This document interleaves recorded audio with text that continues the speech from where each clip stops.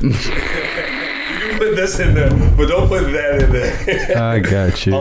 So that's like I guess a personal struggle, right? With fighting other nafs is you know the things that trigger you, right? And the things that you shouldn't do, but sometimes you put yourself in that situation to be like, oh, like I want that, right? Mm-hmm. But then there's other things that don't trigger that part of your nafs or your ego or your desires, and it's very good for you because it doesn't trigger like for instance, like it doesn't trigger like that lust. It triggers, you know, certain women will trigger lust, right? Whereas another woman triggers something spiritual in you. So do you go with a woman that doesn't trigger lust but rather triggers a spiritual flame within you? You know what I'm saying? So maybe y'all connect more on that level, but you don't connect so much because y'all don't know each other. You know what I'm saying? Like, like what's the difference between like, man, I saw this Instagram model and like I'm feeling the type of way versus, man, I see this girl right here and like I like what she talks about. Like she triggers something different in you, even though it's not the sexual nature. You get what I'm saying? I mean, I think with the one that has more lust behind it, that triggers more just the eyes, right? It's the visual, it's the optics portion of it.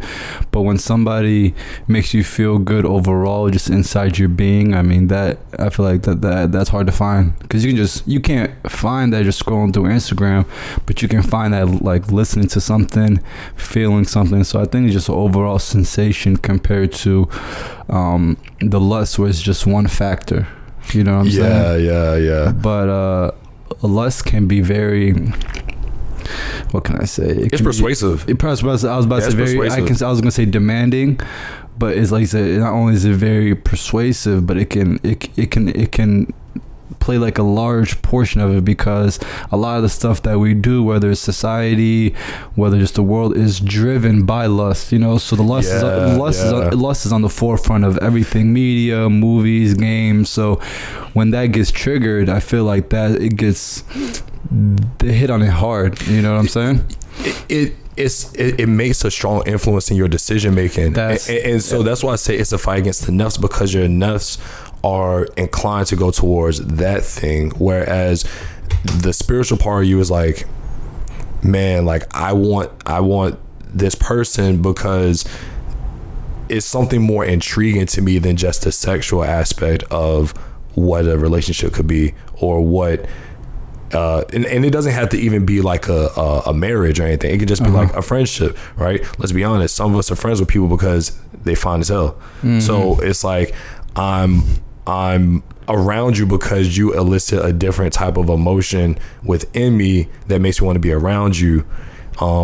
And inshallah, one day it could turn out to be something dope because either you got interest or whatever it is. But you know, what we were saying off camera kind of just led into this is fighting the nafs when you're in a situation that your nafs is usually triggered by, that part of you is triggered by, that isn't. I look at the nafs as being something that is opposing to your original nature. Your nafs is built up over, you know, the outside forces, whereas I don't know the word for it, but there's the nafs and then there's like the opposite, where the nafs is kind of like your ego self of this world, and then there's the spiritual part of you that Allah has created in pureness for you to fight against the nafs. Your nafs is built up from, you know, other people's opinions and the way of the world. Like when you have a cold heart, that's like part of your nafs fighting against you, to try and make you cold against people and things like that. So yeah, it's just interesting, man. And I think, you know, everybody has that battle with their thing. You know what I'm saying? And trying to not let their nafs win over them. That someone said something interesting. I'm on the app Clubhouse. Really, you know, it's pretty dope. And someone was like, you know, like I just feel like if it makes me feel good, I should do it. And I'm like, well, that's the opposite of Islam, because Islam isn't about just doing what feels good for you, because like drinking feels good, but it doesn't mean that it's right. You know what I'm saying? So it's like there's a lot of things in this world that feels good that really isn't good for us, and Allah forbids it for whatever reason, so that you can feel more pleasure in the pain and the suffering of going towards the things that are good for you. Because when you get the things, what they say, all good things come take time, right? All good things take time. So when we're in such a culture where it's like rush to get this, or everything's instantaneous, instant pleasure, instant gratification, when you get the thing that's actually worth that time, it doesn't feel as good. Right? We'll take sex for example. Cool, you have sex all the time, you get any girl or any guy that you want, right? Then when you finally get married to someone who you're like, oh man, like this is great, it's not as enjoyable, because what if you get with this person and it's not as good as, you know, someone else you were with X, Y, and Z time ago, you know what I mean? So it's like you ruin the blessing that Allah eventually gives you, because you're trying to feed your nafs. You're trying to feed a beast that is insatiable. You know what I'm saying? Like your nafs can never get full. No, it's always going. It's always wants more. It's greedy. That's why greed is a sin. Greed can never be satiated. No, I mean, and you can. It's a beast, like you said. Jabril is gonna have to continuously be fed, right? And it's never gonna get full. But I want to go back to what you said earlier. I'm sure people know this. Maybe they don't. Beautiful people with a great personality get what they want, right? Whether it's at work, whether it's at the store, you just know if somebody is, you know, handsome, or if somebody's beautiful, they have a great personality, they can persuade people and they get what they want. It could be in this world, right? Whether they are conniving or not, but to find somebody that not only can do that, but people just like being around them just in general, because they have the good internal being inside themselves and a good soul, then they attract certain type of people, and they don't need anything from anybody else, you know. And that comes from God, because at that point it's like you're not asking for anything. And when you are so focused on things that look good and feel good, just like in the song of Pursuit of Happiness, not everything that shine is going to be gold, right? So when you're chasing that stuff, it's only for you. It's for your, that's why it's nafs. That's why it's like nafsi. And that's how human beings are made. That's why we're made. We always think about ourselves. Like selfish. Yeah, that's all we think about. But when we can get out of that shell and think more about other people, that's where we'll find God, you know. But when we think about ourselves and fill our ego, that's where like the devil really like lives, and everybody goes through it, right? Because you're just like, you know, I want to live for myself, I want to take care of myself, I want to do this. You can still do those things, always put yourself first, but to what extent, right? To what, like, if you do this thing and it puts you on top, is it gonna hurt everybody else? So I remember a few days, Jerome, this might be going off topic a little bit, we were talking about different projects that we wanted to do, and then you like, yeah, but I also want to get my people paid, you know what I'm saying? Which is like, that's from God, because you're feeding somebody else's family, and you may be taking a little bit more out of your pocket, but you don't know what's gonna come for you in the next world, you know what I'm saying? All right, so I'm just going to give you guys a forewarning. We're going to start the intro, but we're going to keep on with this conversation because it is riveting. Fire. All right, so I think that's a very big point. We're going to leave what we were talking about to go into what we were saying about feeding other people. Okay. And I think we live in a culture where it's very, like you said, it's always about me, nafsi, me, right? And the point I was making with, I want to get my people paid too, is that we tend to get in competition with other people we are not really in competition with just for clout, and it doesn't make sense. And I think what we have a meritocracy between our own ideologies, where it's like, I much rather do work and be able to put on my people and know that I'm helping them out than it just looks like we're doing something that's dope just with us, you know what I'm saying? Because like, I would much rather some of the homies come on board, I pay y'all, and then an opportunity comes to us and we all eat together. Like you see us, we're at this big table, I don't want to just be eating us two. Look how much room there is. Yeah, it's like if there's room for you to help other people, we should take it. And obviously timing is everything, and I'm a firm believer that now we're in a situation where it's like the timing, we wanted something but the timing was just off, right?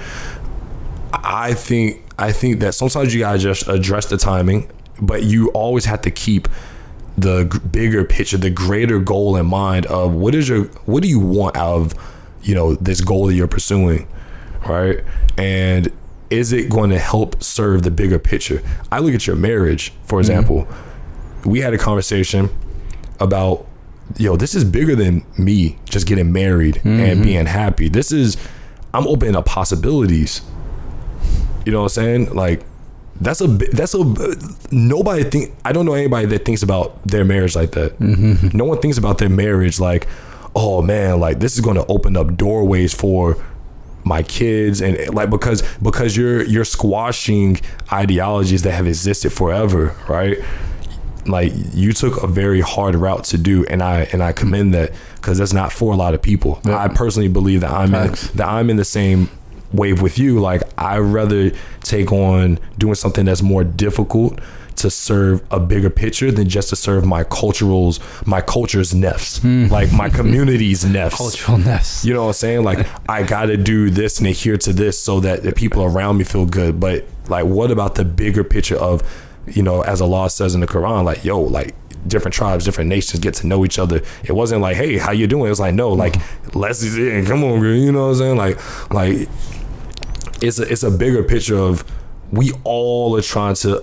We want this to be a global goal, not just something that stays in the house. Bro, I love that, how you have different levels of nafs. I never even thought about the cultural nafs, but that's facts, because I could have satisfied my cultural nafs as in marrying somebody that was from my people and strengthening, and then the Nubians or the Egyptians are on top, and they take over Egypt. Yeah, but on top of what? You know what I'm saying? Yeah. That's the ego, right? On top of what? Exactly. But like, it's like you said, Jabril, like, if you could open up doors and have somebody that's from Nigeria marry somebody that's from South Africa or just across the world just because their parents listened to this podcast or they saw a good friend do it, then that changed like the whole trajectory of life, and you're actually impactful, rather than having the lust, like you were saying, like what's better for you in the long term, and what's going to make you feel better? You getting 1 million views on TikTok because you kept telling all your friends to focus on you, or that you've been grinding hard and you're putting everybody around you on, right? Yeah. In the beginning, it's going to be hard because you're just like, damn, I'm putting all the work, like I should get it.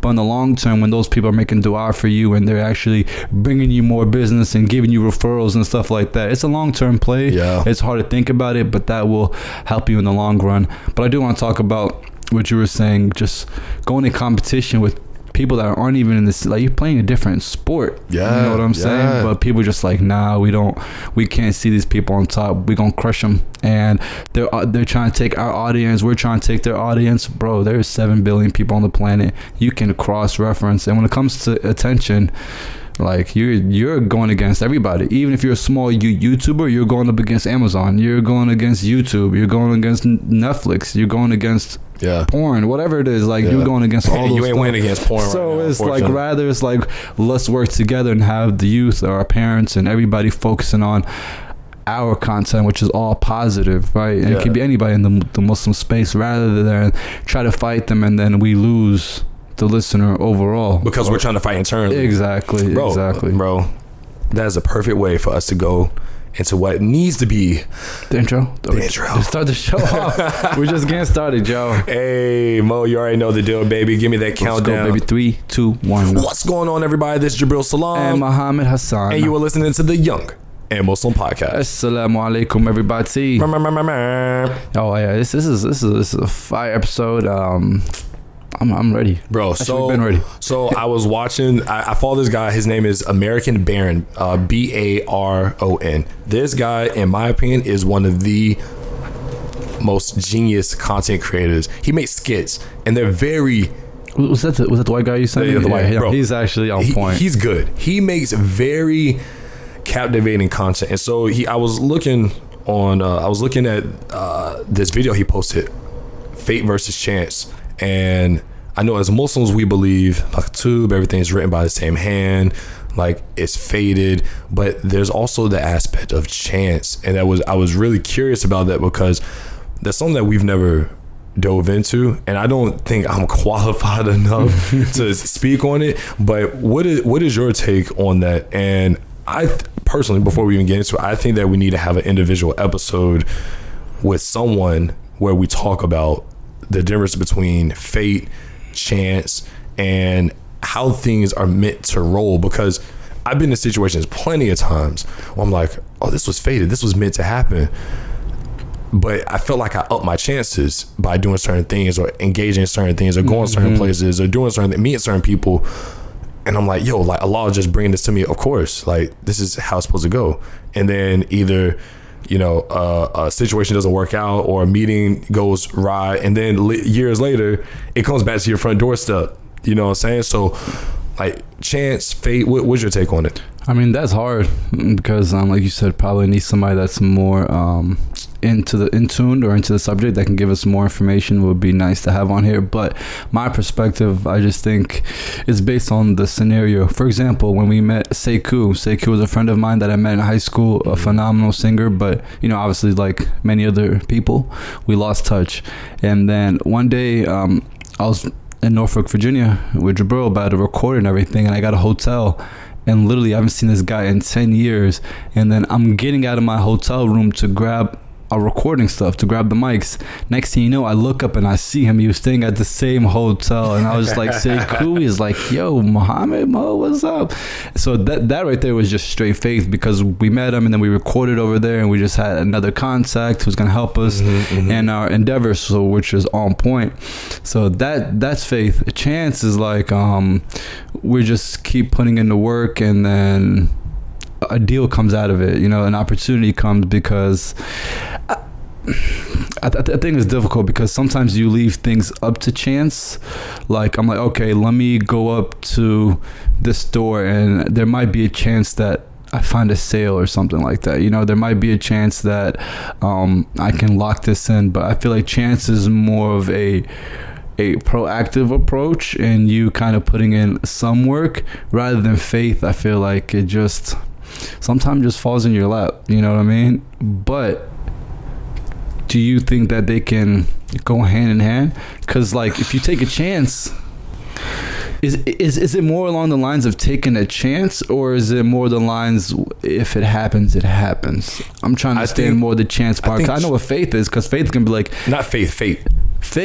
Okay, so that was fate. Yeah, fate was when we met Sekou. That was fate, because there's no other way that we could have met. We were meant. Yeah, you didn't have any doing and meeting up with him when we met up with him. So yeah, there was no chance involved. That's why people say, what were the chances of us doing that? You know what I'm saying? But I think like if you put yourself, we'll put it like this: if you put yourself in the right places around the right people, your chances of hitting certain goals will be greater, right? But it's fated for you to hit those places. You know what I'm saying? It's fated for you to be in those situations. So, you know, there's some point. My wife was telling me this. I didn't know. We were going for a morning walk. She was saying that, you know, everybody has, like, they call it the qadr of Allah, like the fate. What is meant for you, right? But there's certain times of the year where your fate can change. So you have your fate when you first, before you were born, 50,000 years before the world even started. And Allah had the pen. You know, He talks about the pen and start writing everything. How the pen started writing. So that was the first predicament of fate, like what's gonna happen. And then you can also change your fate on a Laylatul Qadr that comes every year. You know what I'm saying? Like if you catch it, a lot of things can change for you, and you're forgiven for 86 years. I'm sure you heard of that, right? Then another fate was the fate that you get when you wake up for Fajr every morning. You know, so if you wake up for Fajr every morning and you wake up at a certain time and you make your du'as and pray, your whole day can change, because you can get so many blessings. You know what I mean? So many more blessings. I forgot what she told me what the last one. I think the last fate was when you're in your mother's stomach. You know what I'm saying? You're in your mother's stomach. Yeah, she smoked a pack of cigarettes. You're in your mother's stomach, and your fate is kind of being chosen. But I love that, because it's like, so there's certain times where things have been written for you, but you up the chances when you take more action or things into your own hands. You can so you can actively change your fate. Exactly. Meaning that the chances of you changing your fate for the better of what you want in life is stronger. Yes. Through your own actions. Yes. I like where we're going with that. Let's leave it for someone else that's smarter than us. Let that simmer, y'all. All right. So what do we got, Mo? What do we got that's there to talk about, bro? We got a good amount. First thing, R.I.P. to Nate Dogg. Then R.I.P. to Nate Robinson. Yo, hey, so inside joke about that is that Mo had Twitter for like 3 years and didn't touch it. I got in 07 when it first started. Bro, his first and only tweet was R.I.P. Nate Dogg, and it stayed like that until like 2014, 2015. That joke's hilarious.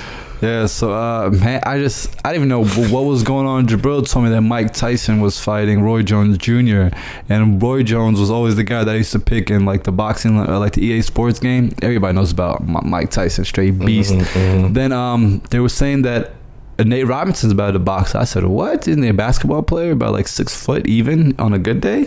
They were like, yeah, but he's going to fight Jake Paul. I was like, Logan Paul? They're like, nah, Jake Paul. He boxes. I didn't know that. You know, he boxes on the side, and he's a YouTuber and, you know, YouTube personality, all that good stuff, social media personality. And then he's going into the ring with Nate Robinson. Everybody's like, yeah, Nate's a dog. He's a savage. He's an athlete. You know, I think boxing and wrestling are one of those things where, oh, you're an athlete. To be honest, I think it's every sport. Like, you can't just be an athlete on a football field and then come on a soccer field think you're gonna do well. You feel me? Yeah, like, that's yeah. You have no technicality. You can't even read the game. Somebody's like, oh, well, you can be a athletic football player and play basketball. Maybe, but there's so much. You gotta get your footwork right. It's a whole nother skill set. It's a whole nother skill set. So for Nate Robinson just to hop into a boxing, I feel bad because he was doing this for like a charity, and his whole family was watching the NBA. He could not. Look, there's a difference between I can scrap and I can box. He was fighting like he was fighting for his life at the school. You know what I'm saying? Like, boxing. He had no defense. He wasn't even defending. Bro, all right. Every punch was the one. Every punch was the one. Bro, this man didn't block anything. At all. We're just like, yo, cover yourself, Nate. How smart is it that you just get knocked down looking like Mario, like, right? You get up, you block 2 punches, and then you try and go on the offense after you're already dazed. Yeah. Ride out the round, move around. Why you, bro? I think we people watch Creed too much. They watch Rocky where they hitting each other in the head 100 times. Like, no, keep going. Like, that's not boxing. Boxing, like when you watch the undercards, right? I guess it was the welterweight. I forget which weight class they were in. Bro, it was a lot of sizing each other up, a couple of jabs here, a lot of moving. Bro, they touched every inch of the ring. That's crazy. Nate Robinson stayed on one side of the ring the entire fight until he got knocked out. Well, he got knocked out quick because the other fights, all of them went to at least the 7th, 8th round. Yeah. Except for his. Bro, that joint was crazy, Knockout in the second. But, all right, so... But can you punch in the back of the head like that? So, apparently, it was legal because he got him, like, here. Oh my god! Yeah, that should not be legal, bro. Somebody hit me in there. I'm fake knocking out. My man was like, "Yo, why you do that? Why you do that?" Like, yo, he's like, "You got you. Come on." He was like, "Yo, come on, man, on my mama, dog. Why you hit me like that?" Yeah, he got knocked out almost 3 times yesterday. Bro, I'm not gonna lie. That last joint, he went slumped though. My man, he went limp fish. Done, bro. But I told he's memed up now. He's Michael Jordan. He's Michael Jordan cry. Did he retire? Yeah. He played. He was last I remember. He was playing in the Big Three, the Ice Cube's basketball league. See, that's what happens when people try to come and be relevant and try to mix the new school with the old school. I know Nate Robinson isn't that old, but I mean, he was. it was Jake Paul, Bro, right? He was you got he was kids. kind of humble when he after the fight. You know what I'm saying? Bro, you got kids, dog. Don't like.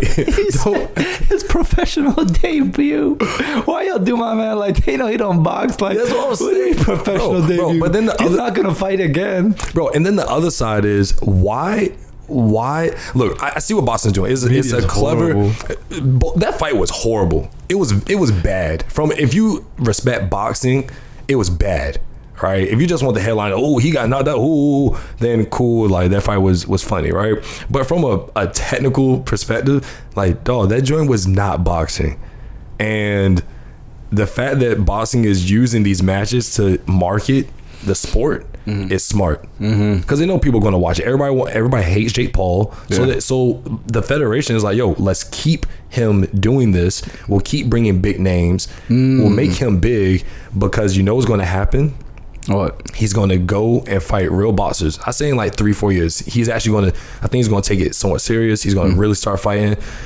The box community hates this dude. Think about it. You get some YouTuber kid that comes on and acts like he's a real boxer after he fought 2 people that were still not boxers, and he's getting called professional and saying that he's got knockouts, basically against guys off the street. And he's getting like, there's other boxers, like you said, put in the work and went through the ranks, is not going to get the type of checks that Jake Paul's going to get. Not even close. So. Not even close, right?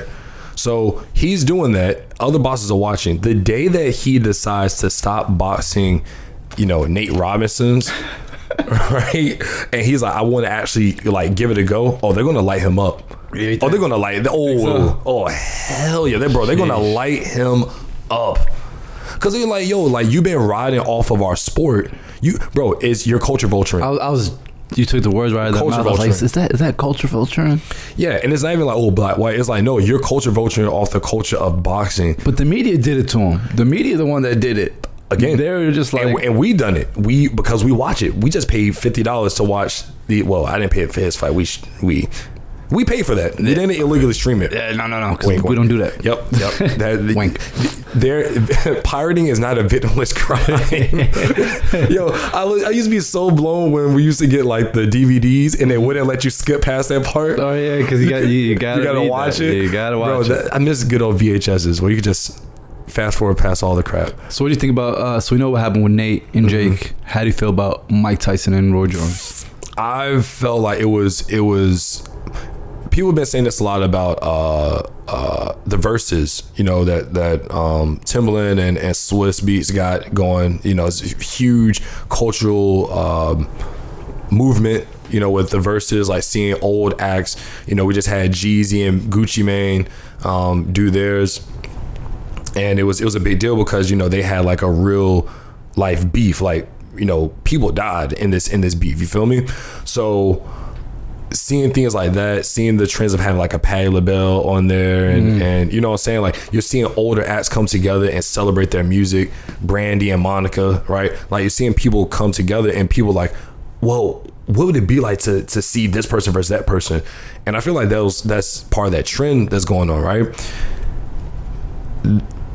A lot of the way they marketed it was very interesting to me, where all we saw were videos of Mike Tyson crushing his sparring partner. Oh yeah, getting big, getting fit, losing 100 pounds. Yeah, I'm an animal. Yeah, I feel like I can nick us on the poop. I didn't see any videos of Roy Jones. I feel like they hit the Gary Vee approach, because Gary Vee was talking about that when Lil Nas X and Billy Ray Cyrus, that's his name, right? Did the song Old Town Road. He's like, Billy Ray has been off the scene for years, and Lil Nas was coming up, so they were like, they did a cross promotion and Billy Ray's back on the map again. He said a lot of people just doing that. That's what Lil Wayne, was it Jay-Z in Linkin Park? It was a Lil Wayne Linkin Park? Well, it's also, again, I think that's more so why they bring on a Jake Paul, right? You bring on a Jake Paul and a Nate Robinson because it brings the people that one, watch basketball but don't watch boxing. Then it brings kids that watch Jake Paul. And then it brings the people that hate Jake Paul to watch boxing now.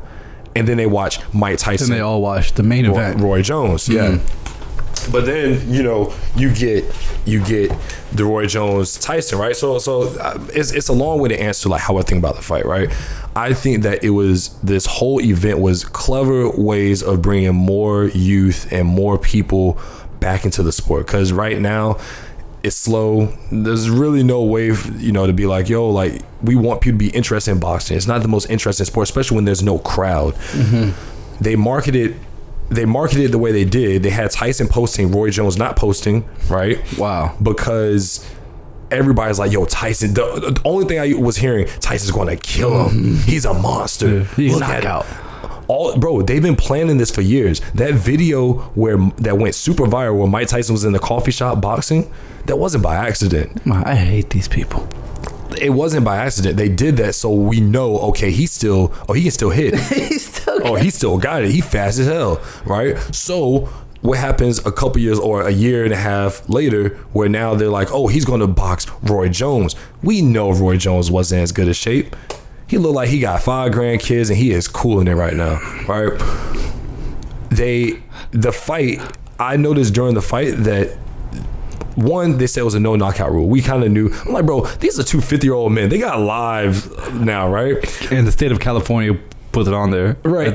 Yeah, right. The biggest thing is if you watch the fight, if you were like, I was watching the fight. And everybody around's like Mike. And I'm like, yo, like y'all don't get what we're watching right now. We aren't watching a fight. We're watching a marketing exhibition. We're watching what they're doing with legacy acts. We're watching people bring in more money for their careers. Just like we were just talking about David Beckham. David Beckham is getting paid $7 million annually by EA Sports to use his likeness and name and FIFA icons. FIFA icons is where they take like legendary players and put them on the team, and it's like you can, you play with them. $17 million a year. He makes more off of that than he ever did playing soccer. Oh my God. So it goes back to my point. Oh, wow. These legacy acts, these people who have these starring careers from way back are doing these things to, one, reignite the business of the industry that they're in, plus reignite their own career interests. Mike Tyson has weed products and podcast. He's got his podcast. He has many other things that he invested in, and Roy Jones probably has the same thing. He's going to, all those things work out for them, and for boxing, the industry works out for them as well. So the fight specifically, there was one moment in the 7th round where Mike Tyson, he slipped and had the opening to knock him out. He took the punch and he pulled the punch. He pulled it back? Oh yeah, he pulled it like complete. He had it and stopped. Like he swung short and then slipped again, and no one caught that. I'm the only person that, I'm like, it's probably so. It was probably quick. It was real fast, but in real, like, because I've been a few fights, I know in real life, someone gets you that open, you're done. Ain't nobody pulling back. Yeah, and Mike Tyson, they weren't hitting in the head. It was all body shots. It was all body shots. So yeah, like when you ask me how the fight was, I feel like a lot of people were like, what, a draw? I'm like, bro, like these are 2 grown men. Like, I didn't think a draw was gonna happen. I was like, there's no way, because you clearly saw who had more punches and who got more hits in. But that's because of the way they marketed it. They marketed it like they were going in there to kill each other. But what we missed, and I started realizing this as the fight was going on, and I was a sucker to it as well, was that fight, it was never intended for them to go in and knock somebody out. It was only there for us to enjoy seeing, for people to have heard about Mike Tyson, to see him in The Hangover where he knocked the dude's tooth out, right? It was only meant for us to see a legend in the ring again. And honestly, for some people to be like, yo, he still got it. Yeah, bro. That was just nice for me, because like I think I was telling you guys yesterday or a few days ago, I've never seen Mike Tyson fight, and there was like, he literally became the heavyweight champion in like 16 months, which was ridiculous. Yeah, it's crazy. 19-0, all straight knockouts at the age of 20. So I was like, wow, we're about to see this again. He still looked like he can move, but that's how you know, just media is just a powerful and such a dangerous thing, because they were showing all of his knockouts. They were showing how he knocked out 19 people, and how he won 55 matches and 50 of them were knockouts.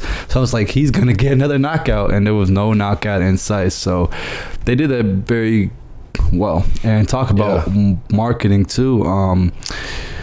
They did the same thing for Black Friday. I didn't think Black Friday was gonna pop. Bro, I didn't either. Oh my God. But they said it was a record high for online sales for the pandemic. So it looks like people have money. Bro, not even that. I went out on Black Friday by accident. Like I've never. That was a regular day. Yeah, I never go out on Black Friday, right? So I was just out. I had some people I needed to see.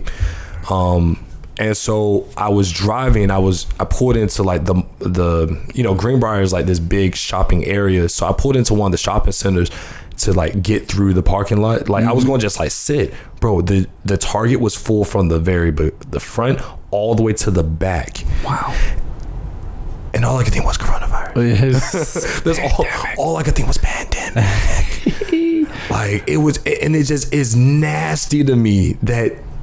This is what, like, how are you thinking like that? Well, man, look, there's a reason why there was a record high for online sales, right? So the thing for me is that why didn't everybody else go online too? But there's still people that just have to feel stuff. They have to look at a couch before they purchase it. They have to, right? That's me. You gotta look at the TV. How much is 82 inches when you can just see a diagram? But no, you have to like see a visual. No, bro. Have you ever bought a shirt? You ever bought a shirt online and you get it and it looks like a kid made it, bro? Oh, when people send a shirt, sometimes you know, what I mean? I'm like, send it to me, and I was like, dang, like what the heck is this? This is all right, but it's just gonna sit in my closet, or I give it to my little brother. But that's not what got me, right? Because that's what it was.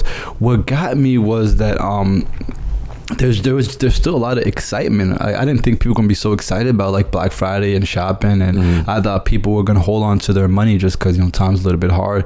But one thing I noticed is that when there is a financial downslide or just things aren't going well, there's the same amount of money is being circulated, but it just switches hands. For example, Jeff Bezos is caking up right now with Amazon because with all those online sales, people want them during same days. So Amazon is going up and all the employees are getting paid. So people think just because there's a pandemic or the market crash 2008, people lost their money. They didn't lose their money. It just went into somebody else's hands. So someone came up. Somebody came up. A lot of people came up. So when things are down, when there's a downturn in the market like this, money is never lost. It just switches hands. Yo, we said this a while ago. In college, right? You experience people that have no money, which is mainly everybody. People that find a way. Bro. Oh, you want that drink? You going to find a way to get it. You want that drug? You going to find a way. They become accountants, bro. Bro, they become the world's greatest. Bro, these are the people that should be. These should be the people that are fundraising for the world, because if they put that same drive towards like getting food for the needy, like no one will ever go hungry. Every nickel, every dime, clean up the house just to find $1 in between the couch, like bro, like tearing up the world just to get enough money to buy your little bit of alcohol, right? Or loco. Oh my god. That to me is very telling, bro. Mm-hmm. Like Black Friday is always one of those times of year where I'm just like, I just shake my head at humanity. I'm like, this is what we've fallen to. Mm-hmm. This is where we are. But this time of year, there's a reason why they waited this time of year to do the fight. Bro, but we have to look at it like we're both businessmen, so like we're in this area, like this is what we do, so dissecting it is just natural for us. But for people that don't dissect it, you have to realize every moment of your life, from the time you wake up to the time you get on IG, time you're on Facebook, you're on any of these apps, your phone, the internet, you're being sold something. It's money. You could read an article, right? You could read something. It doesn't matter what it is. Everything is selling you on an idea or a product or a methodology for you to benefit something else.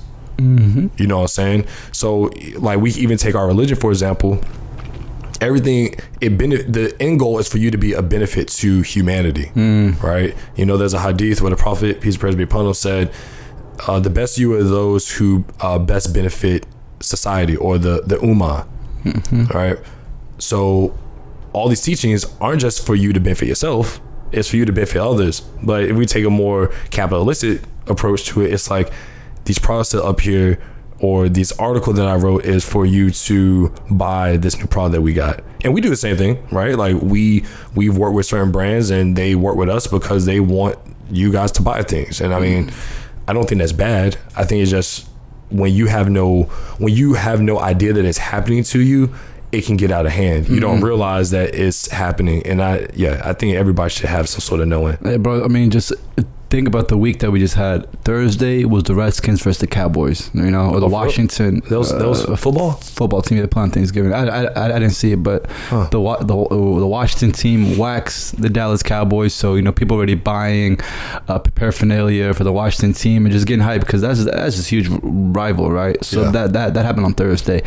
And then on Friday was Black Friday, right? And then on Saturday was Small Business Saturday.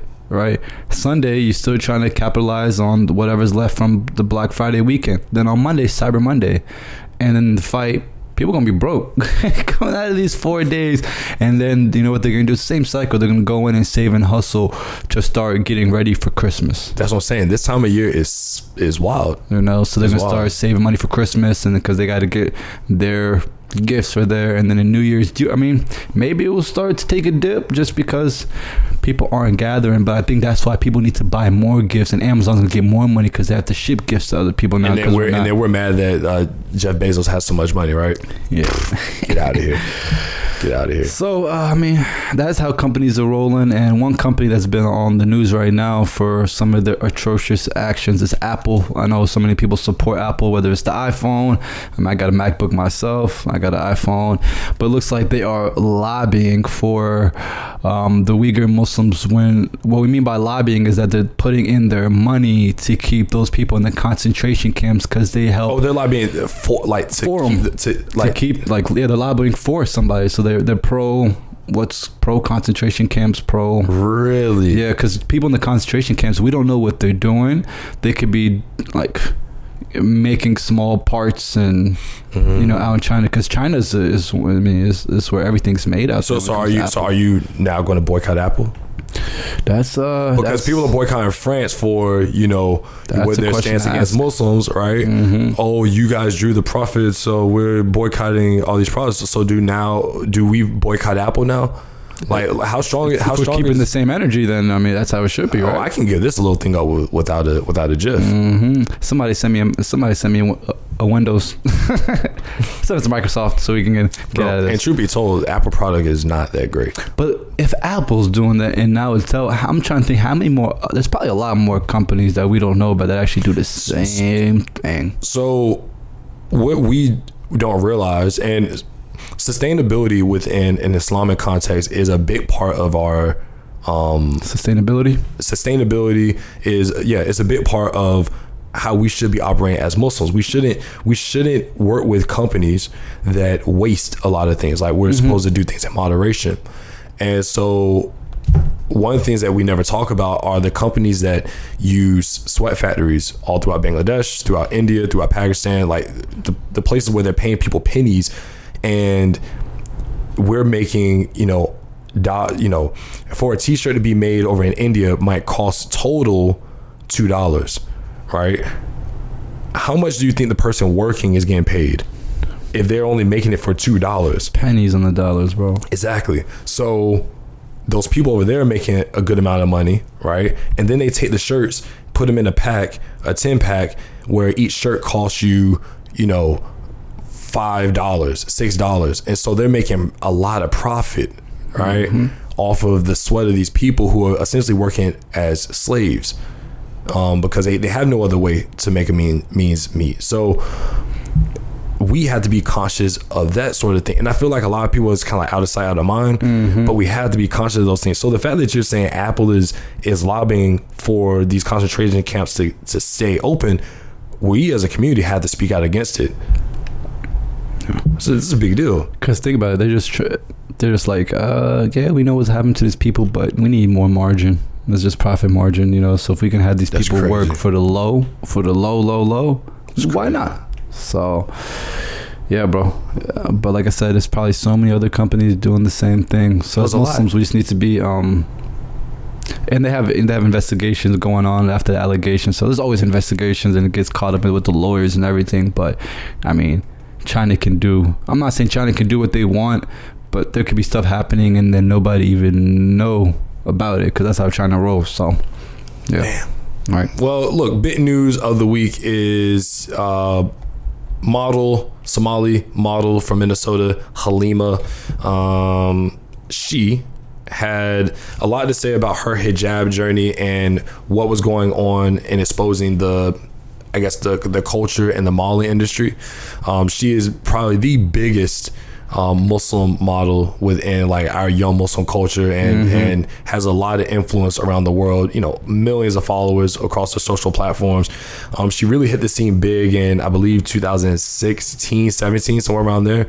You know, she's been on magazines like Vogue and you know, the biggest of publications in Vogue Arabia. Yeah, like she's been on some very big publications, and she's an icon in that sense, right? And she really just started breaking down in her story. You guys can go on her profile, just type in Halima and go on her story highlights, where she talks about how she basically got lost in the modeling industry, and how her mom, subhanAllah, was urging her not to take this route, and she really got lost in the industry. Even people who were not Muslim were telling her like, yo, like, you're getting lost, like, what's up with you, like, you this isn't you, like, why are you doing this stuff? And she just got so sucked into it. And this is something that, you know, I saw beforehand, you know. I feel like a lot of people were seeing, and I thought it was interesting how many people were big upping her throughout this process, and they play both sides of the fiddle. I think that's just interesting. What do you mean big up? So if you see somebody doing something that's outside their character, or that's wrong, or it doesn't like fit you, and they big up it, like, oh yeah, go, yeah. Instead of letting you know. Yeah, but then when they take the side of, you know, like, oh, I'm cleaning up my life, and they're still like, yeah. It's like, yo, like, as a culture, we had to have some sort of line, because she, you know, she said herself, like, she went over her moral line. Her moral compass was janky. But all the while, no one is like, we were still supporting it. No matter what she did. Yeah, exactly. But like, if you call it out, it was like deemed as hate. Yeah. And I think we had to get out of this culture of, you know, cancel culture. Of course, we got to get out of that. But we have to get out of the culture of gaslighting people, even when they're in the wrong. And we have to, I think you can't, it's tricky, because you have Haram police. I was just about to say, right? I think just the way you say it, because that's people, that's all they do. Yeah. Right? They're looking for the next thing to kind of latch onto, right? Yeah. So it's tricky, because, like, you know, I empathize with her situation. I also think it's important to, you know, allow her to have the growth. Like, you got to let her have that time to experience that stuff, because, I mean, we've done it. Everybody's done it. She's still young too. I think she's in her 20s. Yeah, she's young. She's very young. I just think it's interesting on both ends of public opinion, where people are like, they're either hating you or loving you, no matter what you do. Extremes. And even like, I'm seeing people now that are hating on her for doing that, for wanting to like get her morality back on board. So I'm not judging either side of it, right? I'm not judging her, I'm not judging the people. I just find it very interesting how we judge people or don't judge people based on, you know, our perception of what they should or shouldn't be doing. You know what I mean? Like, it's just, it's a very weird line that people have, and I don't feel like they told it.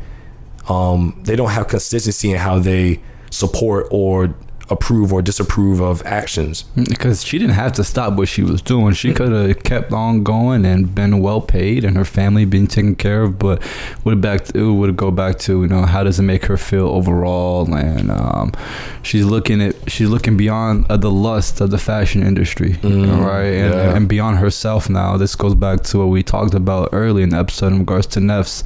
It's no longer about her, you know. It's about the younger Muslim woman.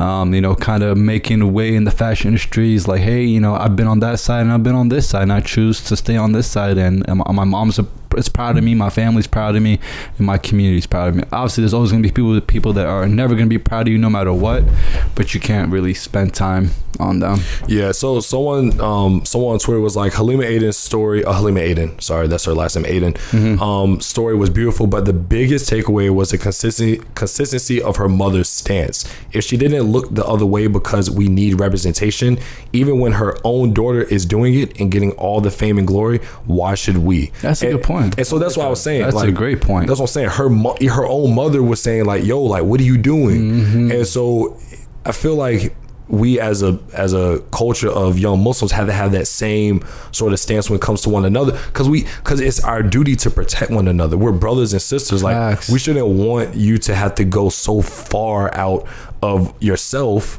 And everybody's yourself is different, right? Like how she wears her khimar, her hijab is different than, other women, right? So you can't put them all in a blanket statement. But if I know that's where you are and I've seen your growth in your line, and as someone that's been supporting you from years, I see you start moving. We have to voice that in a certain way that you understand it. And alhamdulillah, like she has an amazing mother from what it seems, that she stayed on her, right? And that she has made that pivot in her career and in her life to revert back to her better moral compass, better moral self. But as I said, we have to do a better job of not just gaslighting people, right? And that includes the people that are also shaming women for doing what they do. Like we have to be able to do a better job as a culture overall. Yeah, and I think this also shows that it's important to have good people around you, whether you're creating content or just making major moves, because you know that, hey, no matter what, whether you make it big or still stay in your little small town, people are going to tell you what's the right thing you should do and the wrong thing.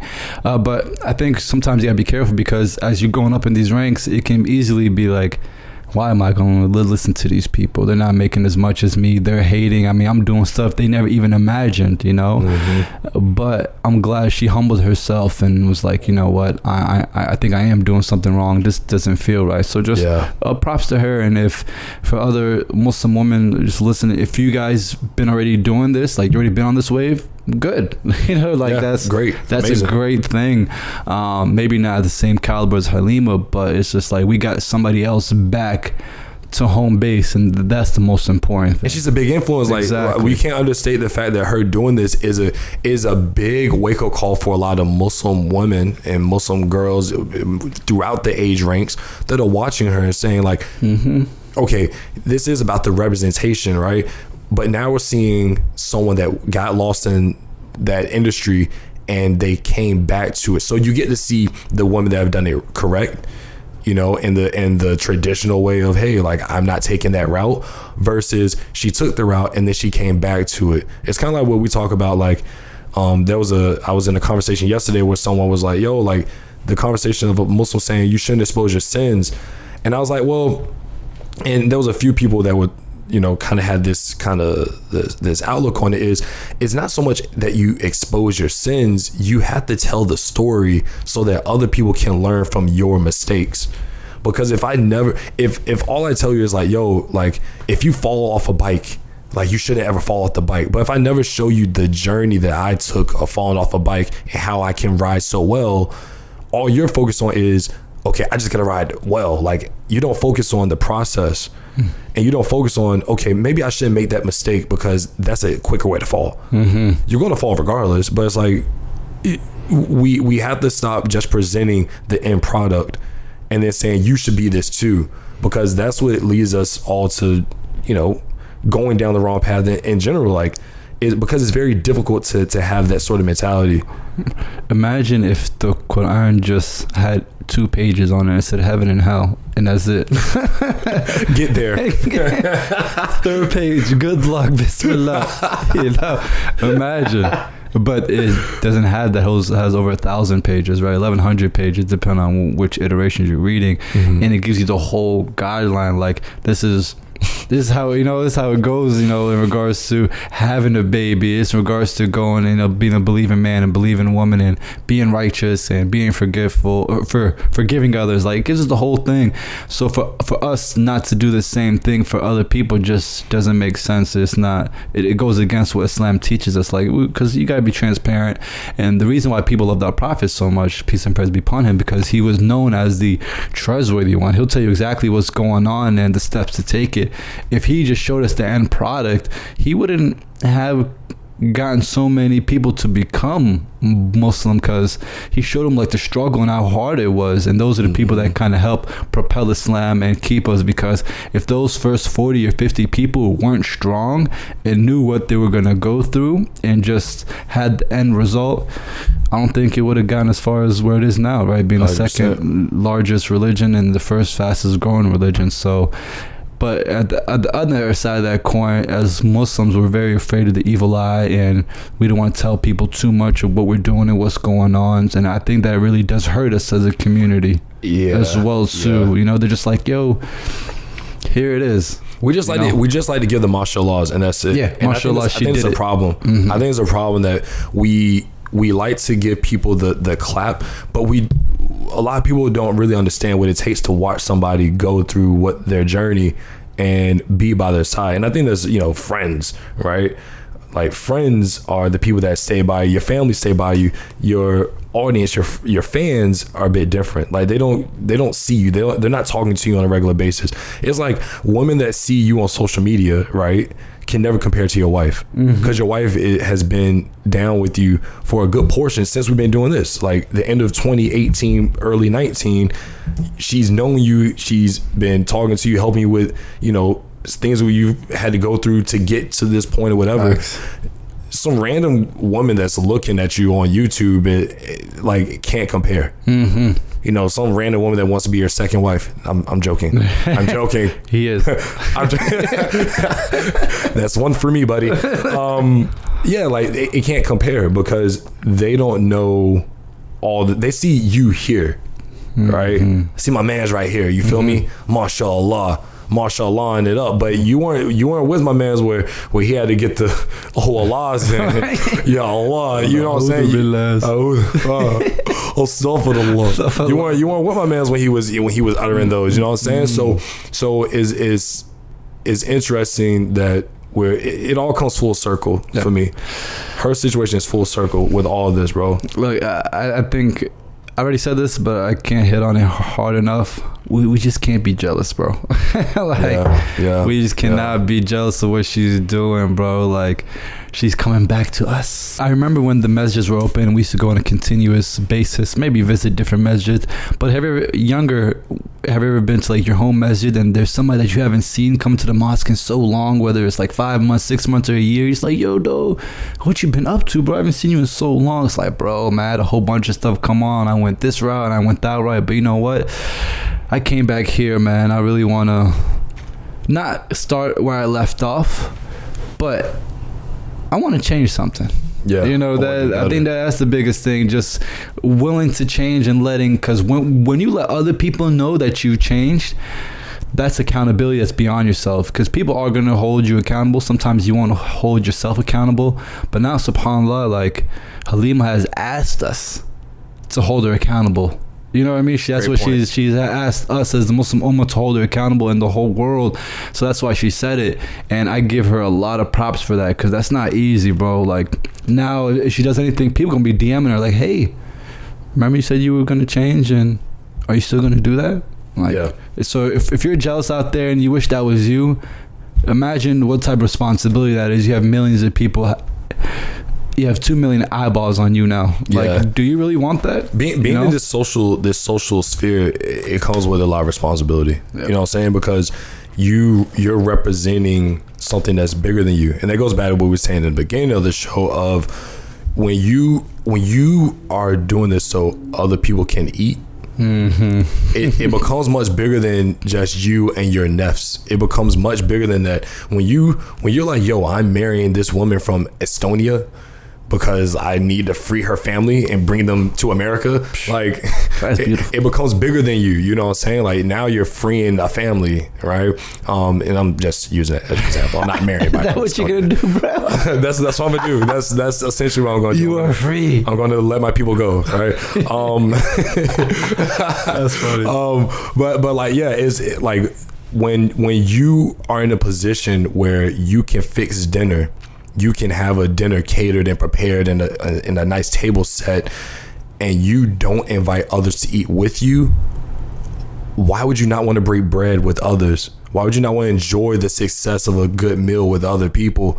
Yeah, you might not be able to eat all the food because you can eat it all over a long period of time, but now you have more people to share it with that can help make the world in this castle much better. You know what I'm saying? And there's gonna be one day where they're gonna make food, and when they make food, they're gonna bring it to you now. So you're not. All right, so now I want to hit on the topic of reciprocity. Reciprocity. All right, so you reciprocate energy, right? You like it's okay. I know reciprocating is. Yeah, okay, so it's reciprocating. So reciprocity, I think that's the way you say it. Reciprocity. Yeah, cool. Anyways, of taking what someone does for you and returning that favor, right? And as I said, if I eat, you eat. I've felt some type of way when I do things for people, but they don't give me that same energy back. Like, if I bring you to my table, but then whenever you have an opportunity to have food, I never pop up in your mind. This is something I'm working on. I'm working on not having that expectation that the favor that I gave is going to be returned. You know what I'm saying? Is that part of battling your nest because you're just like, I need something? It's not like you're saying I need something in return, but it's like, it would be nice to. No, it's like, yo, what I just gave you 3 steak dinners. You can't throw me a bone. So that's what I'm saying. So like, yo, like, I've been helping you. Why am I not in your mind when you come to that time and place, right? And so people say, yo, check your intentions. And I think the intent is always like, yo, like, I want to help. But now it's like, after the fact, like, yo, have no expectations that someone else is going to do something for you, do something good for you. You know what I'm saying? They say that your reward is with Allah. And that's, I mean, that as cheesy and as corny as that sounds, sometimes that's what you have to say to yourself to make you feel better, right? Yeah, it's just like, dang, this dude keeps closing the door on me, but my reward is with God. And when you think about that, you don't know what God's going to bless you with. You're like, all right, bet, and then you just go. It does. That's what helps me. You know what I'm saying? Like, it does suck, but hold up. There's a joint by Kendrick Lamar, right? He said something similar. Yeah, he said something. It's in hold up. Dang it. This joint it's a good. Keep talking so I can find it. Go ahead, look at it. But nah, bro, that's just. Because I remember when we came up, right, and it was kind of our intention, but at the same time we just wanted to network with a lot of people. Like, we knew all of the Muslim podcasts when we came up. We talked to everybody. We asked them how we can help them, how they can help us. Let me ask you a question. I found it. You good? All right, let me go on now. So it's in the song "Mama" on "To Pimp a Butterfly," right? I love it. I love this song. That was a hell of an album. One of the greatest of the 2010s. He says, I know if I'm generous at heart, I don't need recognition. The way I'm rewarded, well, that's God's decision. A bar. Exactly what you were just saying. It's like, I don't need anything from you for doing what I've done. I know that because I did it with a good heart and with good intentions of the bigger picture, God will reward me as he sees fit. The part of the nafs that makes it hard, though, is that sometimes it's that instant gratification. You want to see, yo, I did this and it's supposed to work like this, right? And I feel like that's any relationship, bro. It's tough out here. Inshallah. You felt my pain in that. Inshallah. Yeah. So you know, one thing that I get excited when other people are doing good things, especially when it's in the Muslim community. I sent Jibril an article, the American Muslims Institution, I believe they're AMI. Hold on. Before you transition all slick like you've been doing, My man has been transitioning. He's looking for an award after this episode. I just want to close off by saluting Halima. Yeah. If you ever catch whiff of this, which whenever you listen, thank you. We have massive respect for what you're doing, and if you ever want to reach out and be on this platform, let us know. You can gladly sit right here. Plug talk. And I think for the wider community of women as a whole, as Muslim men, us two want to at least start having those conversations of what is the pressure that you go under being in whatever industry you're in. How can we do a better job of helping you? How can we do a better job of letting your voice be heard by the wider male community, but Muslim community, so that you don't feel the need to sway your morals to fit, someone else's. And all right, I'm going to say the white man's standard, right? Yes. And I don't mean white man in terms of a race, but I mean the white man in terms of the idea that you have to sacrifice your morality and your beliefs to fit that mold. So we want to have those conversations, and we want, Halima as well as any woman to feel as though they can come on this show or reach out on our platforms, on DMs or whatever, and we can have that conversation, because I've learned some very interesting things by listening to women over the last couple of days, and I think we, as a company, we want to be able to invite those perspectives in. All right, now you can transition. Great closing remarks. That's Jubril Salam for you guys. Round of applause. Thank you. Nah, but I definitely do second that, because there's just two males on here, so a lot of the stuff that we talk about is more from the male perspective. Inshallah, we get her on here, we get Halima on here, and we can talk more in depth about it, because I have questions. I know a lot of people have questions and things they want to say and add. But yeah, make sure after you guys listen to this, hit up Halima and tell her, like, yo, this is the dopest Muslim podcast out and around. You need to get up there and talk to these dudes, because they're going to ask you the riveting questions. Right. And after you hit up little burst of energy. Sorry about that. This man snorted, bro. Oh my god, yo. It was a snarl. Get on the Young Muslim podcast. You a wild boy. So after I hit up Halima, make sure you guys also hit up AMI Voice. It is the American Muslim Institute. So on December 12th at 7 p.m. Saturday, they're gonna have Hassan Minaj on their annual gala. Hey. They think, depending how you say it. I love Hassan like Minaj, by the way. His Patriot Act show is bomb. So when I see stuff like that, bro, it makes me happy, because I'm just like, yo, they got Hassan Minaj on here. Like, there's so much more that their audience can learn. But another thing that makes me happy is, like, yo, they got Hassan Minaj on the platform. We can get him on the platform too, and that's what I call just healthy competition. Like, if there's anything that you want to do and you see somebody else do it, you should be like, yo, if they can do it, I can do it. Obviously, it's no malice and there's no hate, but it's just more of like an encouraging thing. And we will be tuning in, so make sure y'all go ahead and follow them. AMI Voice, American Muslim Institute, gonna have Hassan Minaj on their 2020 gala. Yes, sir. And then from there, talking about Hassan Minaj, that is a modern day, I guess you can say, quote unquote legend, but a real legend. Has passed. Have some respect on his name. Maradona, Diego Maradona, passed November 2020. So that was I didn't realize the magnitude of who Maradona was.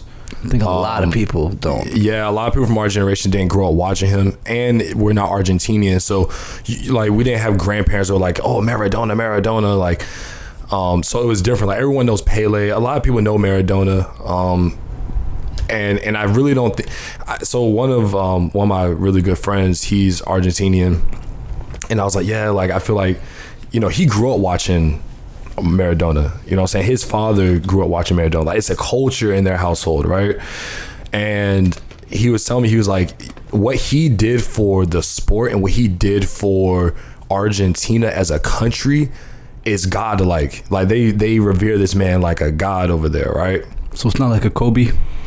Nah, it's different because he did something that's like Jordan, like where okay, people always had debate, is Kobe better than LeBron or better than Kobe, whatever, right? Whatever way you look at it, what he did for the game and what he did for culture is on a different level than either one of them, right? And we can say that. Hell, we could look at people even like, you know, a Magic Johnson, a Kareem Abdul-Jabbar. If we have the debate of GOAT, Kareem Abdul-Jabbar is definitely in that conversation as well, right? But we don't judge it off of stats. We judge it off of cultural impact, right? So when we talk about Messi versus Ronaldo, we're talking about stats and all that stuff, but we're also talking about the culture. This man Ronaldo had everybody getting his haircut. When we look at Brazilian Ronaldo, haircut, right? Yeah. When we look at Maradona, it's even deeper than that. You're looking at a country that had nothing in terms of their footballing history. This man came through the ranks, helped them win a youth World Cup, because there's like the age range World Cups. Then came in when Argentina had no business being in the running for a World Cup, single-handedly had them win a World Cup. Unlike, you know, like with Pele, like Pele was part of a great team. Like he had players like Zico around him. Zico was held as one of the best Brazilians to ever play. Yeah. That's what I'm saying. So like they're playing in the same team, and this takes no shine away from Pele, but with Maradona, he really didn't have an all-star casting around him. I equate him to being like Kobe back when he won his last ring. He had Pau Gasol, love Gasol, but let's be honest, he didn't have Shaq. You know what I'm saying? You know, he won at the international level. He went to Italy, played with Napoli, won them 5 Scudettos. Who is Napoli? A lot of you guys don't even know who Napoli is, and that's the point, right? Everybody knows a Milan, or they know Inter. Yeah, they know a Juventus. They know these teams. They know a Real Madrid. They know. So it's very different when you have a player that everywhere he went, he put different things on the map. Unfortunately, Maradona, the alter ego of Diego, right? This player, beautiful player that brought such amazement to the game, was someone who struggled with the ego of Maradona and the things that the Nafs of Maradona. So when we talk about the Nafs, you know, us versus our Nafs, you know, the story of Diego Maradona is very much within line with what we've been talking about this whole time. So prayers for Maradona, prayers for Argentina, his family, all soccer players around the world, because all of us are affected by it, even in the smallest way. Like we lost somebody that was very big for our culture as footballers. And comparing it to Michael Jordan, Kobe, they did so much for the game, obviously, around the world, but the U.S. was already good in basketball. Even before them, we had great people coming up, you know. So overall, we were already the greatest country to play the sport of basketball. But like I said, that wasn't the case for Argentina. So not only do you take a country and make something out of nothing and make them the best for a good amount of years, and then play for the big clubs. So he played for Barcelona, right? I actually don't know all the teams he played for. I believe he played for Barcelona, played for the great teams like that, and then going to another. So not only did he put his country on the map, that was nothing, right? No name. He went and did the same thing with a club, which Kobe Bryant did the same thing, and Michael Jordan, they turned LA. Yeah. You know, even though LA had like Magic Johnson, but you know, around when Kobe was here, it wasn't like that. So Kobe did the same thing for his city. Jordan did the same thing for his city, but Napoli did the same thing for, what's it called? Maradona did the same thing for his country, bro. So he played with Napoli, then he played with Barcelona, then he played with Boca Juniors, then he played with Sevilla. I didn't know he played for Sevilla. Then he went to Newell's Old Boys, which is back in Argentina. So, yeah, he's, like, again, this guy godlike in the sense of how, you know, astaghfirullah, but you guys get what I mean. Godlike in a football, and that's how people they revere him as like a top of the top. So yeah, rest in peace, Maradona, bro. But a lot of that also, going back to Nafs, a lot of that stuff also got to him. You know, like when somebody passed away, you always want to think about the best about them. That's why we're bringing it up, because he was a great individual, but he also had some pretty hard times because he was put on such a pedestal or platform as probably one of the greatest human beings on the planet at that time. So it goes back to what we were saying about Halima. Like, you get lost in the sauce of the ego of who you are. He got lost. Yeah, I mean, like drugs, alcohol, you know, lust, like all that stuff out here. Telling people what to do. I mean, police couldn't tell him what to do. Government officials, like Lilith man. No. Like, he was untouchable. But he got touched by God. Yes. You know what I'm saying? At the end of the day, we all going to return back home. So that's why I think keeping control of your nafs, keeping control and having a taming on your desires is tough, and it's a lifetime struggle. Keeping your ego in check is a struggle, but to do that is something that Allah rewards us for the greatest. Allah loves those who persevere. You got to keep fighting through all this stuff.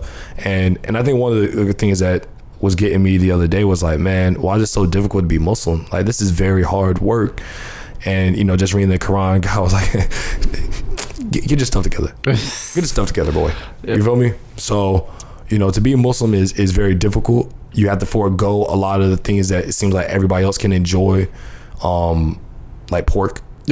I'm not gonna lie, I've envied some of my friends eating bacon burgers. Bro, Islam is not a feeling religion. Like, I don't feel like praying, I don't feel like going to Jummah, I don't feel like making dua, you know what I'm saying? Because you can do that. I don't feel like going to work today, I don't feel like going to school.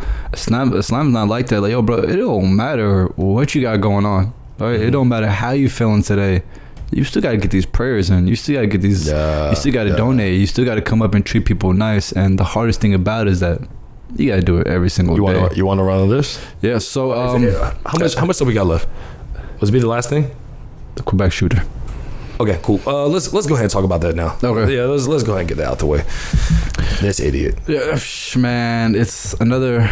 Back in 2017, there was this white individual, Caucasian. He's actually white. It's not an idea. He's actually a white guy. So he went into a mosque in Quebec, Canada, back in 2017 and killed 6 Muslim men. Right, and I believe he got sentenced to life. Right, but then a few days ago, they actually lessened his sentence and only gave him 25 years with parole. How do you do that? So that means after 25 years, his case can come back to the top of the stack or the top of the, you know, files and be like, hey, you can be free now. So I really don't know how old he was. Let's just say he was 20, 22. So 25 years from now, he'll be 47. Like, he still has some living to do. Yeah. But I think a person like that, you take away 6 lives. Like, I don't know how your life is not taken away in regards to prison. You know, I don't know how people feel about the death penalty, but if you take 6 people's lives, I don't think you should be living, you know, or at least exist, you know. So I know people get second chances, stuff like that, but how can you give somebody a second chance with his own regret? His own words, he said his only regret was that he didn't kill more Muslims. Bro, he was 31. He was 31. Yeah, and so the appeal court's ruling means he would be eligible for parole in 25 years instead of 40. So like, the fact that he can get parole, you don't just spend time in jail and be like, well, I'm not going to hurt anybody else. Like, nah, he needs to stay there for life. Yeah, you killed people. You ruined families. And with no self-defense, he went into a mosque. So it's premeditated murder. So that's first degree. And then he said his only regret was that he didn't kill more Muslims. This guy, how you gonna let somebody else like that back onto the streets? Bro, you know this guy, you want to know why? He pleaded guilty to the attack. I'm ashamed of what I did. Bissonat said, told a Quebec courtroom at the time, I'm not a terrorist. I'm not an Islamophobe. What? And they believed him. His actions. Yeah, because his actions differ. His words or his statement. There's a lot loves those who do what they say. Basically, Allah hates hypocrites, and Allah doesn't like those. It says, I can't remember the ayah. It says, so why do you say things of which you do not do? I can't remember exactly where. I was kind of like skipping around just reading different things, and I just read that the other day, and I was like, okay, you gotta be a man of your word. Do you think he should be forgiven?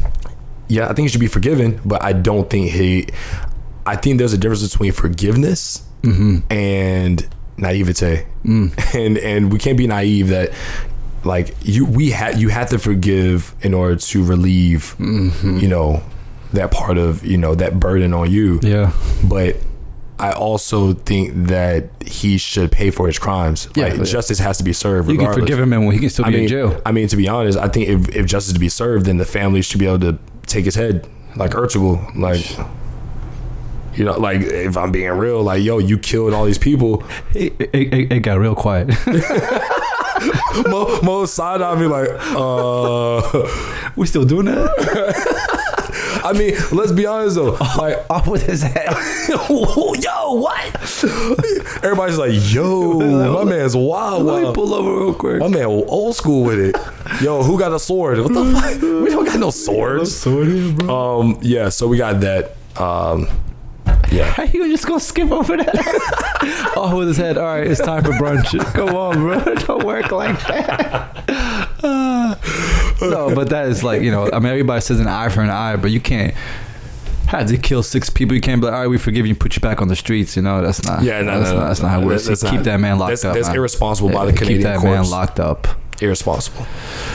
So, you know, I saw something else a few days ago online. Just kind of switch gears here. I know, Jabril, you're an aspiring actor. Not even aspiring acting. You're doing the damn thing. I've been paid. Yeah, you've been paid. So I'm an actor. You know, you're just trying to get better, right? Yeah. One of the greatest, not one of the greatest, but a Muslim actor that I've seen do his thing so far is Mahershala Ali. You know, yeah. Did he win a Grammy? Yeah, he's won an Oscar. He won an Oscar. Look at that, mashallah. Yeah. He just won an Oscar, and he was Allahu Akbar, right? At-Takbir. So they wanted him to be in a movie with Taraji P. Henson, and Taraji P. is known. She's in Power. Bad. And she's in a movie like Hustle and Flow. You know it's hard out here for people. She crushed that, bro. Yeah, what? She crushed that role. Bro, I went and saw it with my mom. That was a bad decision. Bro, you talking about awkward, me and my homeboy, because, you know, we were too young to go see it on our own. So you had to bring mama. Yeah, and my granddad recommended it. My granddad... Hey, yo, don't worry. He said they'll love it. They'll love it. Yeah. Wait, they definitely loved it. Yeah. But so he actually refused to do a sex scene with Taraji P. Henson because he mentioned that goes against his religion and that goes against everything that he stands for. And keep in mind, when you make a decision like that, you can lose the gig. Yeah, you can lose work. You can lose work. So this is, I can't put a figure on it, but this is probably like a 6-figure check. Like, it's not I don't think this is like something to sneeze at. But he's like, I'm not doing it. And then his agent went back and negotiated. All right, cool. We'll scrap it out. Think about it. So that's just crazy because we get so scared. Like, man, if I say something, I'm going to lose my job. Either they're going to say yes, they're going to say no, but we never make that ask. We don't realize we have power. But you only get power when you have leverage. So you can't just walk in the room like, nah, this is mine, son. I ain't doing none of that. Yeah, you got to have a little power first. And then the DP can be like, who's this guy? You are an extra, bro. Sit your butt down. But what about you, Jabril? How does that make you feel? You know, you're an actor and you're looking for different jobs. And do you go in that same type of mentality? Like, let me go ahead and read the script. If there's something in there that I don't bang with, I'm gonna say something. Or let me just try to get in there first and see what I'm comfortable with. I think, great question. I think that one of the first things I do, like if I get a script given to me or whatever, and if I really enjoy it, I'm going to do it. And if I have any issues with it, or you know, I look at it like this: there's a story to be told, right? And my character's objective, as a, you know, in the grand scheme of things, is to help tell this story as best as possible. I don't believe, like we're talking about sex scenes, I don't think personally that sex scenes help advance a story. It doesn't help do anything to tell a better story. Even a romantic movie and even a romantic movie between married couples, you don't. I think that there's certain things you can simulate. So, like, for instance, like if I'm directed, hey, like you and this woman are married, y'all are in bed together and y'all are like cuddling, is like, I have no issue with that because that's real life. So that's what a simulation is, because I don't know what a simulation is. Simulate. So I don't think that's a simulation, but simulate is like, you know, like we kiss or something and then it cuts and then the next scene is us waking up in the morning and I have no shirt dressed, on. I'm getting dressed in the morning. Gotcha, like for me, I have no problem with that because it's telling something in a story.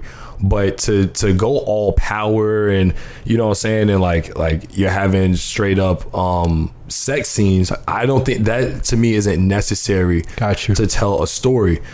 Because the way I look at it is you and your wife might kiss in public, right? Mm-hmm. But you would never have sex in public. That's a good point. Right? Like you two kissing tells a story. You two having sex in public means you're freaking crazy. Yeah, that's you get what I'm saying? Because one is left for imagination, right? And then the other one is just like, hey, here it is. But I mean, I'm not saying one is right, one is wrong. What goes to like, you know, the director's mind when they're probably just put a sex scene out there knowing that everybody's uncomfortable? I don't know. But they're probably just like, hey, this movie is rated mature. I mean, you should be old enough to know about sex.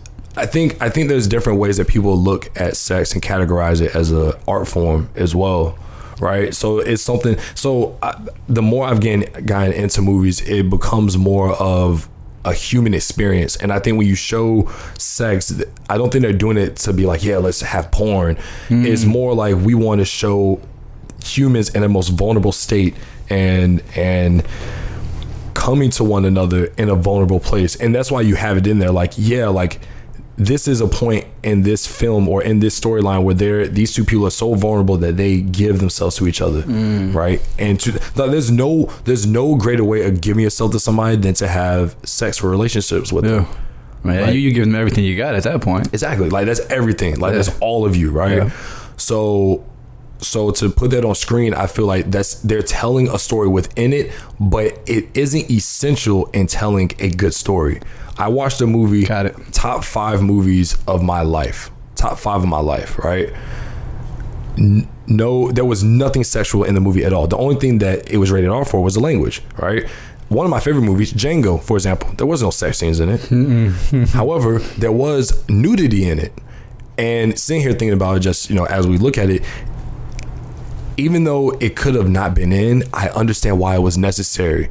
So it's the scene where Kerry Washington is in the hot box and she's in there naked. They splash her with water and these big white men pick her up, put her in a wheelbarrow and take her away. And you see a flash of her boob, right? A party's like, oh, why they had to show her boob? They showed it because it shows you how little they cared about her dignity. Yep. How little they were concerned about. And Django's watching this and he's tearing up that they exposed his wife. Like that's how little they cared about her life and her dignity and her honor, that they would just parade her like she was some piece of meat. The savagery. Yeah. So showing nudity in that scene in that instant was necessary from and you have to dig. That's right? an interesting way to look at it. You have to dig. Yeah. Like, but looking on the outside, oh, they showed their titty. Exactly. Like, you know what I'm saying? Especially as Muslims, like, why would you do that? Yeah, exactly. And me, even so, like, I had to why? But as you sit and watch and you dissect certain things, you're like, I understand that because I looked at it like this. If that was my sister, I felt if that was my wife. Oh, bro. Like Django, yeah, you would feel some type of. But he couldn't do anything either. He couldn't do anything. You know what I'm talking about. He couldn't do anything. I know exactly. So you feel that the angst, like. Oh, like she's naked. They had her in a box naked, frying. She's screaming and hollering. Like, you want to do something. And in the movie, you feel that same way. Same anger, bro. That's shit. Anger, frustration. They exposed this woman. They took everything away from her. You know what I'm saying? So as an actor, when I see certain things like that in a script or like I've done readings and auditioned for certain things. Like I auditioned for this role and it was cool, but it was like one of those typical, like, you know, two dudes talking about like relationships and women and stuff. And it was cool, but I really didn't feel like it was advancing anything in my life or anything in the culture, right? So I auditioned for it, but I recommended someone else I thought would take that part and would be good for it. I didn't feel like I was best for it. And I'm not gonna lie, that took a lot for me to do. Oh, you actually gave that to somebody else? I didn't give it to someone else. I highly recommended someone. And I told him I recommended him. And I was like, yo, kill this audition because I think I will watch it if you're doing it. I wouldn't watch it if I was doing it. You know what I'm saying? On my end, I was like, man, nah, bro. Like, what are you doing? Like, nah, that's a you know, I use a bad word. I said, that's a move. Like, why would you do that? Like, nah, like you need to just like do it. And I was like, nah, it's better if I don't do this, right? So I think there's certain things that me as an actor, I'm willing to not do for the advancement of a story, because I might not be best fitted for it. So in terms of a sex scene, I never want to do a sex scene, right? Am I opposed to like kissing on camera? Not necessarily. I think there's certain things I would do that maybe other Muslims wouldn't, but I respect Mahershala for doing that, and I think he's opened up the way for it. You know what I'm saying? He's opened up a door for a lot of us to be able to say, like, I'm not comfortable doing that as a part of my faith. Yeah, that's because I love that because he's on a mainstream platform. It's not like somebody did that on Hollywood, which is something that is expected, right? They wouldn't even do something like that. But him being on such a great, you know, being in Hollywood and being with the stars and doing that can have other people, they don't have to be Muslim. Like a Christian woman can say, like a Mormon, anybody can be like, you know what, I'm not comfortable with that anymore, because that right there, you know, it goes against my faith, which also will give the people actually creating the movie and the writers like, you know what, let me switch it up. Let me ask you a question. How much, whether you have pull or not, how much influence do you have? Like, for example, if I come in there, I'm like, okay, what type of question do you ask? Like, all right, I see you have a sex scene here, or there's something here I might not go against. Do you sit down and talk to the producer and be like, try to pick his brain? Like, what were you trying to get here? You know, what story are you trying to tell? Or is it more along those lines when, because I want to get some information out for younger Muslims that want to get into the acting field, but their parents might be like, it's haram because they do X, Y, and Z. You know what I'm saying? Yeah. So, and I felt like that a lot. Like, I felt like that industry, I would be perceived a certain way because I was doing it, or people would judge it. And I was like, well, that's not the case, because that's not who I am. I'm not trying to portray those things on screen. So, because that's not what I want. That's not what I want to be out there, because that's not me, right? So I think whenever you're in a situation where you get hired for a job, they hired you for a reason. True. They hired you because they like the way you work. And if they hire you, then they want you as a person. And I think similar to like a job, right? Where one of the things I've always been adamant about is I don't care where I work, I'm getting Friday off. I'm getting Friday so I can go to Juma.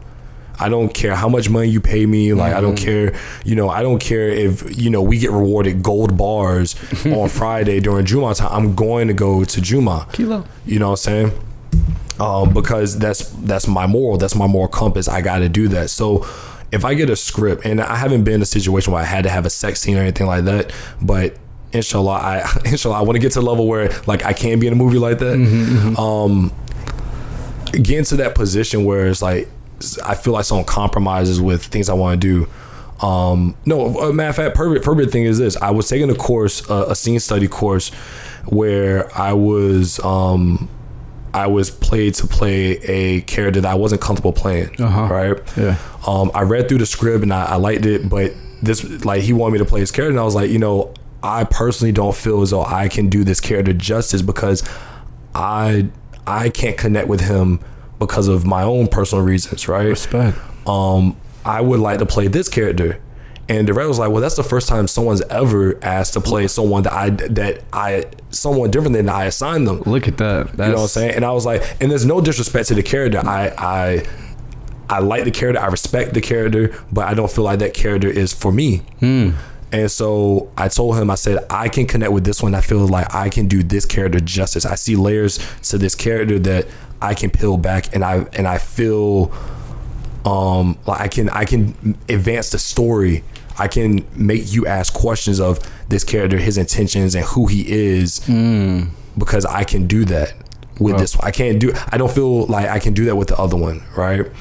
And so he was like, okay, cool, do it.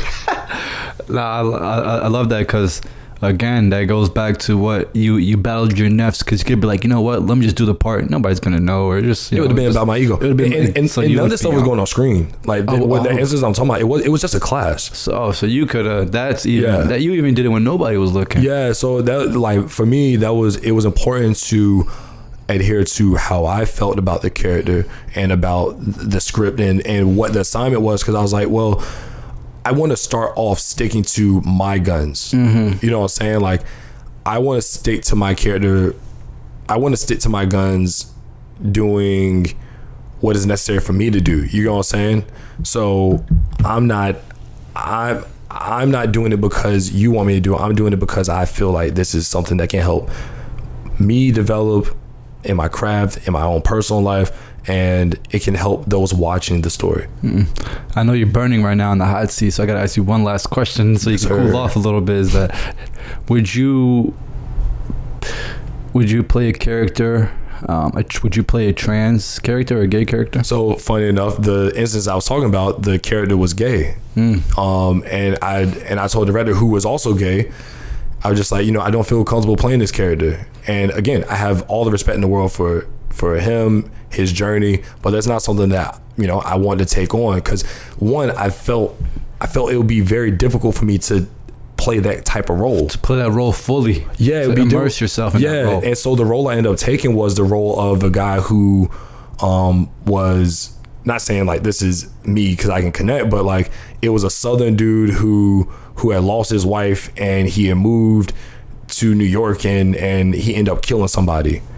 Like, I was very interested to see like, how do you get there? How do you how do you do that? And so I was like, I like this guy. I'm interested to see like how I can play this person, because I'm a nice person, right? But I want to peel back those layers of how do you get to the point of killing somebody, getting so angry that the woman that you loved and who was carrying your child, you're getting ready to kill, and then you kill someone else because you were that angry. And I had to figure out how to navigate that. So for me, I could do that. I was interested in that. And I think I did a good job. So I personally wouldn't play someone that's gay or trans or, on that just, I don't feel like I can do that part justice. But I have all the respect in the world for people that take on, like Jared Leto. I don't know his sexual orientation or preference or whatever it is, but in the Dallas Buyers Club, he played someone that was transgender. Right. And it was a story about like AIDS and HIV and all that stuff. And I thought that was like, it was a good performance. Like, holy crap, like he did that. You know what I'm saying? He played a dude that's a woman for a whole movie. That's wearing heels and stuff. That's impressive. So I respect the art form. Just not every role is for me. Hey, great point. Oh, great point. So wish Jabril the best of luck on his journey. And Jabril, if they want to follow you on a personal level, just see what movie you drop on next, where can they find that info? Just follow me on Instagram at @the_Brill, the real Brill. Hey. Got a couple of projects that'll be coming out. Taking it easy right now with the virus and stuff, like as far as getting those sort of opportunities, but inshallah I'll be able to pick up and inshallah, bro. Moving. Yeah, dog. This virus done affected the whole world, bro. And it looks like LA is going into lockdown, and let's just pray for everybody around the world, especially here in the U.S. Yeah, stay safe. Things aren't looking. I mean, I don't want to get people scared. People overseas get scared. But things. Keep going. Oh yeah, things for us have been really, really difficult, man. Hospital beds, ICU departments, just getting full to the max. I mean, to the brim. They're even pushing out surgeries. Like, if it's not COVID based, you can't even go into the hospital right now. So we're going to the flu season, and a whole bunch of people are still traveling and going to different states, and it's sad, because I think that like there should be certain states that people should not be able to go to, like California. Yeah, everybody wants, but it's like California shouldn't be able to leave California. People in Florida shouldn't be able to leave Florida, because Miami, the other hotspots, people are going over there and going to small towns where they don't have that type of infrastructure to help people, and going and partying, doing a whole bunch of stuff, and coming back. It was funny. One of the senators, one of the governors, was telling all of his people, stay at home orders, don't travel for the holidays, and then he packed his bags, was out. He's like, y'all stay right here. He's like, sorry, brokies, I'm out. Y'all stay right here. Y'all don't go nowhere, all right? That's crazy. Go nowhere. That's crazy. And then he talking to his pilot, yo, bro, you got to bounce. Hey, bro, 15? I bet. We out. Yeah, that's what money changes you, bro, for the better. I don't have anything else, man. I'm just happy that we're back in the flow of being back with a podcast. I mean, of course we talk about forever, but that break was good. I still haven't taken a break, not for real. Yeah, you gonna take one? Don't worry. Yeah, my body's gonna make me. But you know, I'm glad that we back, man. I'm looking forward to all the things that's going on, and end off this latter part of 2020 on a high note. On the highest note, for real. Yes. Make sure you guys are getting in your 5 daily prayers. Make sure you guys are reading at least a little bit of Quran every day. Even if you just read one thing and it hits you a little bit and you're like, ooh, okay. Make sure you guys hug your mama, hug your daddy, kiss your siblings. You know what I'm saying? Make sure you tell your friends you love them. Right. As a man, it is not gay if you tell your friends you love them. At all. It's okay. Yes. You can let your friends know. And it doesn't make you soft either. Yes. So, thank you for listening. We love y'all. How we into this? We love y'all. I mean, like Jabril said, we're excited to keep on going, and everything's gonna be okay. I know people are down and the world is difficult, but this is you know, we do this podcast because it makes us happy and it gets us away from the craziness that's going on. So hopefully y'all feel the same way when y'all listen to this, whether it's an hour and a half, or even 3 hours. Y'all get to plug out and go through your regular routine, but can do it with a smile. I mean, I think that's one of the biggest things that we kind of want to aim for and strive for. Yes, sir. So yeah, we'll go ahead and appreciate the Young and Muslim fam. Yeah. And if y'all got any questions or any type of situation that y'all going to, how can they hit us up, Jabril? Follow us on Instagram and Twitter at the Young and Muslim, or at Young and Muslim, YOUNG, the letter N, Muslim, YOUNG, Muslim, or N Muslim, Young and Muslim. Follow us on IG and Twitter. But Muhammad, if they want to listen on the go, where can they go and listen on DSPs? Absolutely. Y'all can listen to our podcast on all of the major streaming platforms such as Apple Podcasts, Google Play, Spotify, Stitcher Radio, alhamdulillah, iHeartRadio. We're just on there. All of them. And Jabril, if they wanted to potentially subscribe and see and hear, how can they do that? Well, you can find us on YouTube, the Young and Muslim Podcast. Make sure you guys look us up, hit that like button, subscribe, and of course do what? Hit the bing notification bell. Yeah, and let's grow this, baby. Let's keep having these conversations. If you guys have guest suggestions, feel free to DM those. A lot of you guys have been DMing us people that we should get on. Obviously, Halima is somebody that we want to get on. That'll be really dope. Mahershala. Ooh, yes. that'll be sick. So yeah, inshallah, we'll be doing that, and that'll be really dope. But guys. Also, and we're looking to get on other podcasts too. So we've been getting hit up from people from other faiths. So if you see a podcast or you're a podcaster yourself and you want us to get on to do a collab, we'll be happy to do it. Let's talk. That's if you want to book us, shoot us an email, youngmuslimusa@gmail.com for talks, for different shows, whatever it is. Just shoot us a email. We'll get back to you. Yes, sir. So for the last hour and half-ish, 40-ish minutes, you have been listening to the Young and Muslim Podcast. I'm Jabril Salam, Muhammad Hassan, and we leave you with the greens of peace. Asalaamu Alakum. Peace out. Peace. Be easy.